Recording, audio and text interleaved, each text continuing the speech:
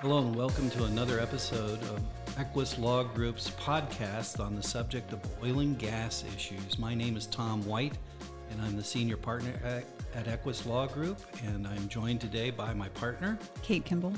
And we are here today to talk about the Dormant Mineral Act, which it kind of follows on the episode that we just did, and hopefully you saw about the greater part of this statute, which is called the Marketable Title Act. And today we're going to try to get not necessarily into the weeds, but to get into a discussion of some of the issues that we run into in applying what's called the Dormant Mineral Act.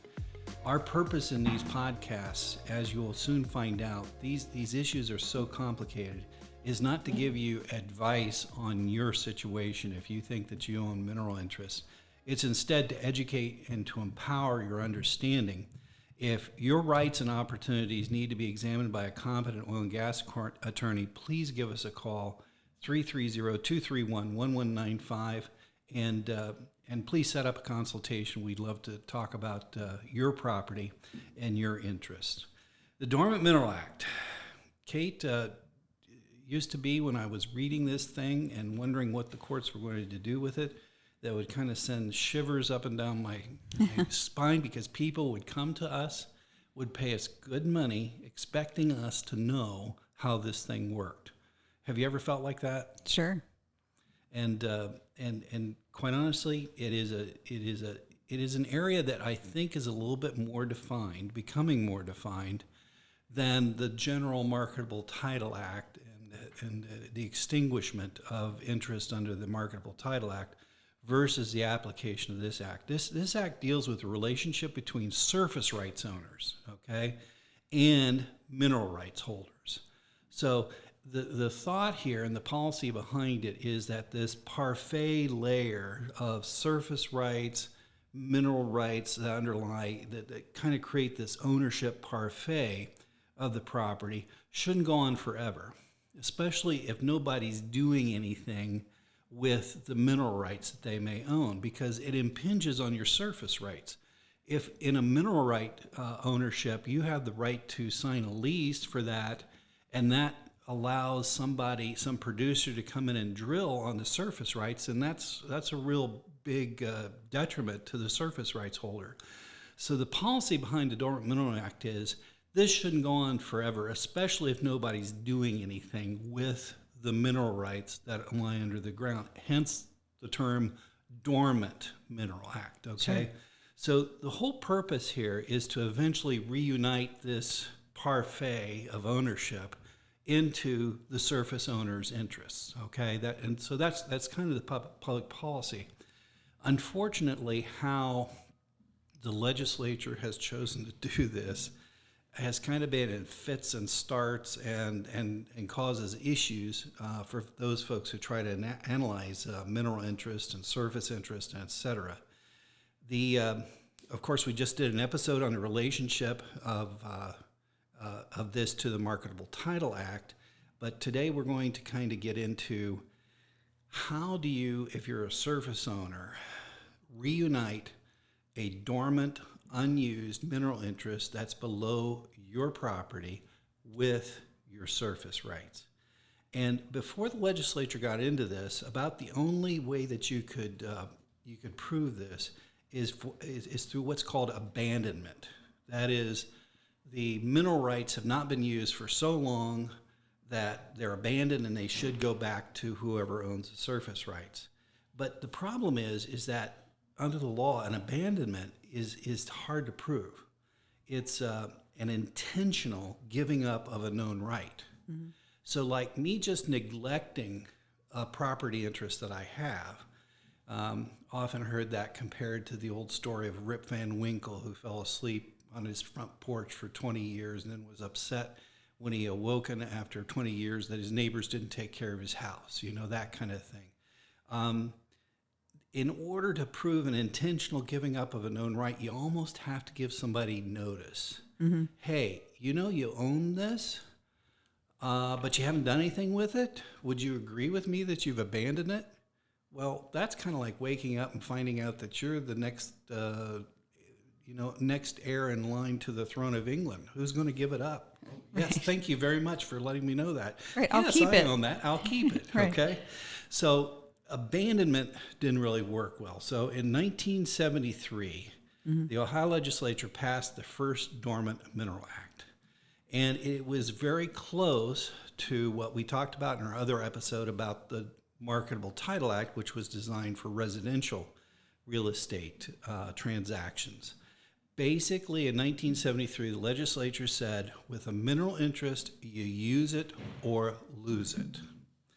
If there has been 40 years from the root of title, and the root of title, for those who haven't seen the other episode, is you look back 40 years, the next deed, whatever's mentioned there kind of starts your analysis for deeds from that, but anything prior to that that's not specifically identified in that deed is gone. It's extinguished, okay? If there has been nothing done with the property, that is production, leasing, transactions of it, it is extinguished and the surface rights holder owns everything, which is a fairly simple, because it's extinguished, it's gone. It tracks with the Marketable Title Act. And we talked in that episode about how you determine the root of title, 1973 to 1989. Now, the reason in 1973 that you see this development is that politically was in the middle of the Arab oil embargo. And in the late 70s, you see this spurt of production and people are wanting to figure out who do we owe royalties to. So the legislature stepped in and passed the first Dormant Mineral Act. It didn't require anything other than you don't use it, you lose it. But that eventually died off before there was a lot that play, and to use a term of art in the oil and gas world, kind of died out, and the law did not develop very much. Then in 1989, foreseeing the fracking and all the work that's going to be done with horizontal well, the legislature gets back into the game and passes a Dormant Mineral Act that says any mineral act interest not used for 20 years is, quote, deemed abandoned, unquote, okay, unless there is what is called a savings event, okay? Now, the reason that I quoted deemed abandoned is that language becomes important later when we look at another version of this statute. And I'm sorry, Kate, we're not really discussing this. I'm just trying to I'm get enjoying through the this, history, Tom. okay? Just trying to get through the history. What is a savings event? Basically using it. Production, leasing, etc. Okay, it's not necessarily a title transaction like we're talking about in the Marketable Title Act. It's how have you used it in the last 20 years? And everybody thought that the words deemed abandoned meant the same as extinguished. Right. But tain't necessarily so. In 2006, the legislature passes another version of the Dormant Mineral Act, and it provides for a process for surface rights owners to reunite the surface with mineral rights, with its mineral rights that are underneath it. Why? Because there was a concept, there was a thought that the 1989 version took things away from people without giving them notice. And that's a fundamental part of the constitutional right to due process. In other words, before under the law you lose something, you ought to know that it's in jeopardy. Okay. Right. Before there can be a judgment against you in court, you need to be served with a notice called a summons and the complaint which describes the claim that's being made against you. So the concept of an automatic, like the 1989 Act, kind of was running into some constitutional issues. So in 2006, the legislature has this procedure that they lay down in their amendment to, or their new Dormant Mineral Act.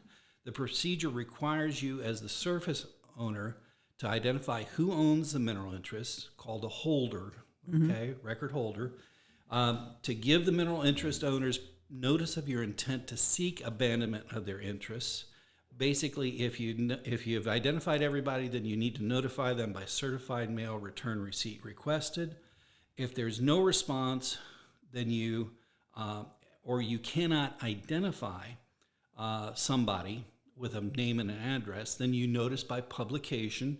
A lot of small town newspapers in southeastern Ohio made a lot of money out of these notices of abandonment, okay, which would usually run for several paragraphs in the paper. If no response to the certified mail or to the notice of by publication, then you file an affidavit of forfeiture, and that reunites the surface and the mineral rights ownership. That's the way it's supposed to work, okay? Right. Until we get into some issues, okay? Of course.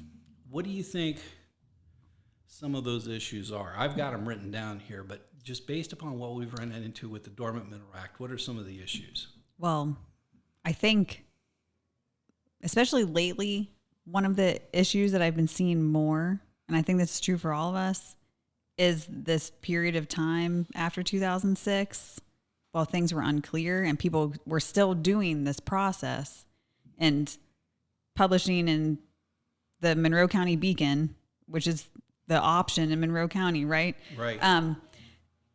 It's the period of time between 2006 and 2015 that's really difficult. Or at least that's one of the issues I think that we see is what do people do in that period of time? Right. And I'm guessing you're going to talk about Corbin. Right. So that I think that's one. And then the particular issues in that time and any time that there's been a DMA attempt or process done, come into like who is a holder, how do you look for them, what's enough looking for them, how do you serve them if you find them, all of those things. Like how do you give somebody sufficient opportunity to show up before their interest is abandoned? And how do they show up? Right, okay? That too. Let's first talk about how they show up. Let's say you get a certified mail notice that your great-grandparent had this interest. You want to assert your ownership.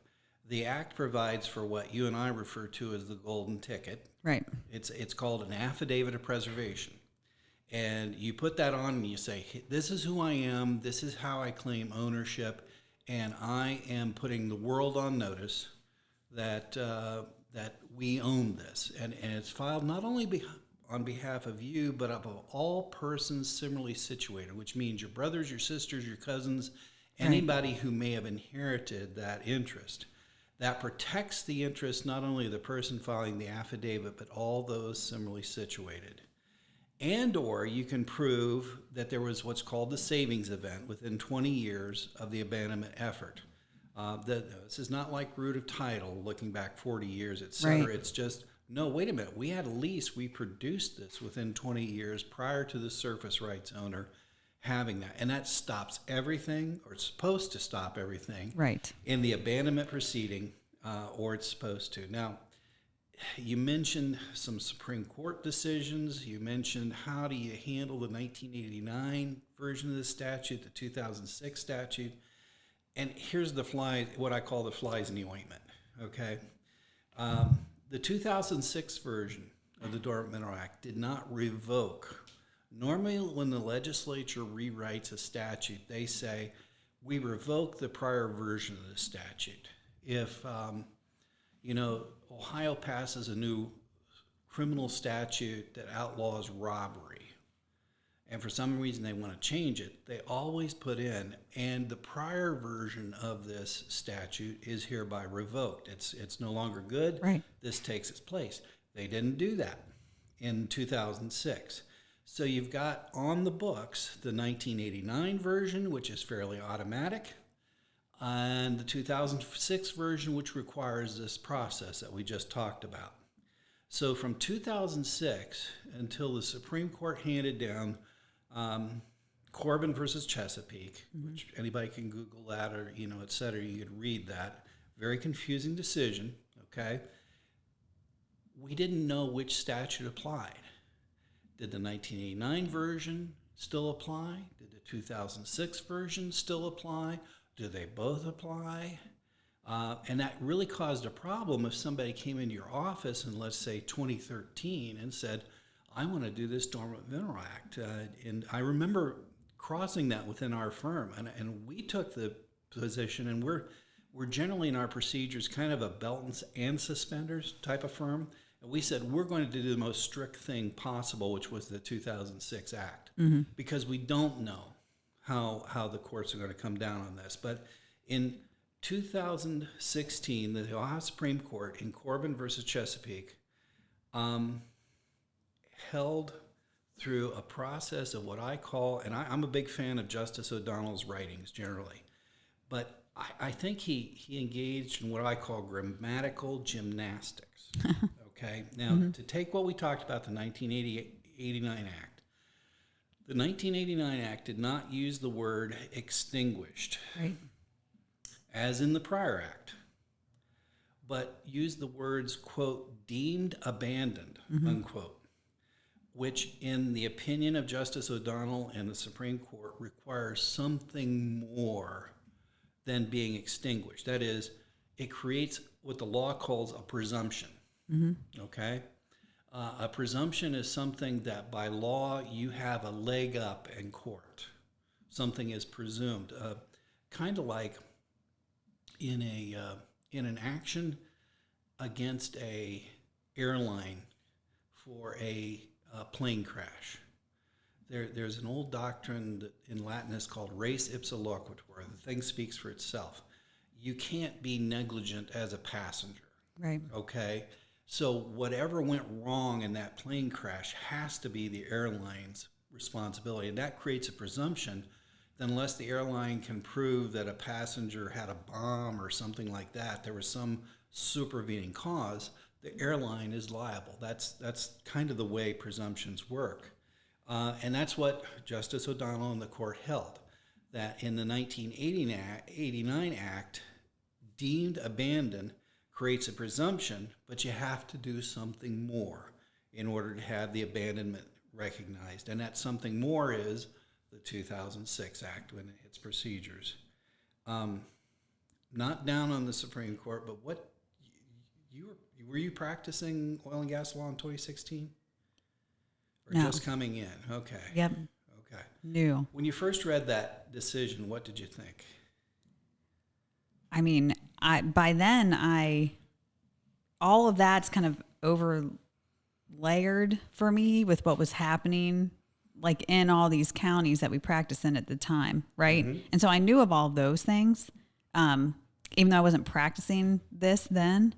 And so then it was like, what does that mean for someone who did it in 2013 and didn't do whatever? And that decision talks about basically like a look back, like retroactively, as of this date, you had to have done this, but it was 10 years later. So it made this window. So I think by the time like that I was reading that and needing to help people deal with it, it was kind of like, how do you fix something that happened 10 years ago that maybe was or wasn't done correctly, right? Which gets complicated and messy. And it's people in that window, which a lot of people did DMAs then because of what was happening. So it's like that layer for me is hard for people. And I feel like we talk to people about it pretty often. It's like between maybe 2010 and 13, there were all kinds of DMAs. Right. Especially in the counties in the Golden Crescent with all that. Okay. Right. And so the question that you have to do, looking back on it from 2024, is what did that attorney do in, let's say, 2012? What resources did they check? Should they have checked more? And that is a significant fly in the ointment. It's something that we wrestle with even in 2024. These Dormant Mineral Act proceedings that occurred prior to 2016. Right. And it's especially important with some recent cases that have come down that say, well, wait a minute, if the Dormant Mineral Act on its face was complied with, that creates a title interest in the surface rights holder. What do you mean with complied with on its face? Well, that means that it looks like the affidavits were filed, the notice of publication was filed, the affidavit of forfeiture was filed. You know, the statute was kind of on its face followed. But then you get into one of the major flies in the ointment with the Dormant Mineral Act, and it is, what sources do you have to search in order to identify mineral rights holders? Right. What do you have to search? And And what's the answer? the answer is the Supreme Court was asked to give us what's called a bright line. Right. Here's your checklist. Check the recorder's office, check the clerk of courts, check the probate court, and the county in which the property is located. If you've checked that, you're golden. That's a bright line. Okay. Right. If you don't check it, you're not golden. Right. Okay. Like it's checking off boxes, right? Correct. And they were asked to do that. And most people who are litigators love check boxes because a lot of what we do is fairly routine. Things follow in a step. But the Supreme Court in its wisdom says, no, we're not going to give a bright line, because a bright line then freezes what resources are available in 2016 and doesn't provide for additional resources and technology that could come along, blah, blah, blah, blah, blah. Okay, in other words, you can tell what our opinion is of not giving us a bright line. Basically, though, it looks like what the Supreme Court has instructed us in subsequent cases is we need to check the public records in the county in which the land is located. Okay, Right. That's the basic concept. Right. Unless there is something in those records, there's something in a deed, there's something in a probate estate, there's something in the clerk of court's office, an old divorce or whatever, that identify people in other counties. And then you may have a duty to go check those other counties for those mineral interest holders. Or other states or anything. Like if you have a reasonable lead that you need to go check some county in Utah, like you might have to go do that. So then, Kate, what if the attorney was saying, well, I'm relying on the 1989 version of this act in 2012, and they didn't do that? What's the effect upon the Dormant Mineral Act proceeding? Well, I think in Corbin, there's a certain date. I want to say it's like June 30th, 2016. Right. Or some, is that, you might have looked at it like today and remember. Right. There's some certain date though that it says if you did a Dormant Mineral Act proceeding before that date, after that date and before this decision, basically in the window, you needed to use the 2006 version. Right. For my rule of thumb purposes, anything after the 2006 Act, You needed to use the follow 2006 Act. Right. So without saying the 1989 Act is out, by saying, oh, you can use the Marketable Title Act, the court did kind of say, listen, as a reasonable practitioner, the standard is once the 2006 Act comes down, follow the 2006 Act. But they were saying that in 2016. Which makes it difficult to do this work prior to the Supreme Court laying down Right. standard. And some people did them in that window and relied on the 1989 Act. Correct. So, and your question was, what do you do about that, right? What do you do if it turns out that your practice was not in line with what the Supreme Court subsequently told you should have done? I mean, we've talked about this, right? And we have cases like this where people reattempted a DMA. What does that mean? So I don't know that the courts have said a lot of these things are case by case basis. Like when they won't make a bright line rule, here's what you have to search. It depends on the particular title and the particular like heirship, maybe like who are ancestors and descendants of someone. It depends on all of these particular things about this particular case. So if somebody used the 89 version, I don't know of a case that has made a bright line rule about that. Besides, you needed to use the 2006 after 2006. Correct. But if you miss something, for instance, we have a case that recently the 7th District Court of Appeals in Harrison, covering Harrison County, ruled that our opponents did not do what they should have done in a 2012 Dormant Mineral Act proceeding. Right. And just recently, before the recording of this episode, the Supreme Court refused to accept the case. So that is the law of that case. And that dealt with a probate estate which listed some of our clients' ancestors in documents in the probate estate, but they weren't noticed in the 2012 Dormant Mineral Act. Right. And so the net effect of that is that Dormant Mineral Act proceeding was not valid, and our clients still Right. own the property, okay?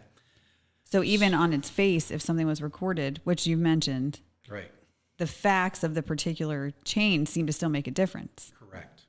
correct. So that can get complicated It can quickly, be very complicated. depending on differences between cases. So let's then move on to another issue that I've always had, and that is there's a Dormant Mineral Act proceeding. One of the heirs, one of the mineral rights owners, puts on the affidavit of preservation, which is the golden ticket, as we said. I wonder, because the statute doesn't say this, how long is that affidavit of preservation good for? I've thought about this before too, because it doesn't say that right is a particular amount of time or what is the effect of the affidavit of preservation, except that it saves the interest for similarly situated people. Correct. But because the DMA period is 20 years, I mean, I would say if you're trying to preserve mineral interest that's not being produced and you aren't able to lease it or whatever, but if I had that interest, I would probably want to do a preservation every 20 years or every 19 years maybe. Okay. Or something, right? Because it's not time. You want to try to lease your property and produce it, so there's Right. a savings event. Right. So that then you don't need Yeah. to preserve. That's public and it's being used. So the concept is, and usually you're not going to be in litigation unless there's a producer who wants to produce the property. That's the reason for having the litigation. Okay, the thing that I've always worried about is, okay, it's the golden ticket. What if it's wrong? Right. The statute doesn't say how do you make it right if it's somebody just put on a bogus affidavit of preservation. According to the statute, that stops everything. It's a golden ticket, and we have yet to figure out what the effect of that is. So, Right. suffice it to say, the Dormant Mineral Act is something that we talk about, if not daily, at least every other day, in serving clients and Right. trying to figure out what the law is here, and then advising them on how to best protect their interests. But there's still a lot of work to be done, still a lot of case law to be developed.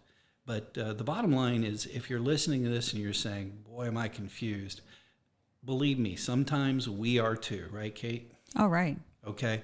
But what you need to do is, with regard to your interests, whether you're a surface rights holder, whether you're an inherited mineral rights holder, you need to make sure that you get in and talk to somebody who's asking these questions, who's familiar with the issues, and see how they apply to your property. And that's what we're in the business of doing. We look forward to talking. Anything else, Kate, on the Dormant Mineral Act this morning? There's so much in there. So I would just agree with everything you just said. All righty. Well, thank you very much, and that's it for this episode.